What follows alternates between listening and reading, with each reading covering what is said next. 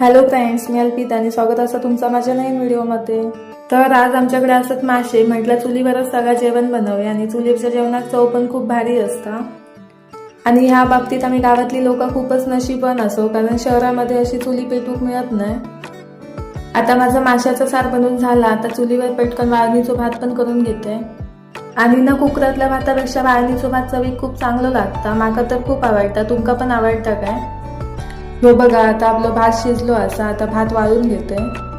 मी 5वीत असल्यापासून मला चुलीवर जेवण बनवायची सवय असता, कारण आमच्याकडे पहिले चुलीच होते. आता पण आम्ही सिलेंडर गॅस वापरतो आणि आता त्याच्या सिलेंडर पण महाग झाले, त्यामुळे आम्ही आता पुन्हा चुलीवरच दिलो.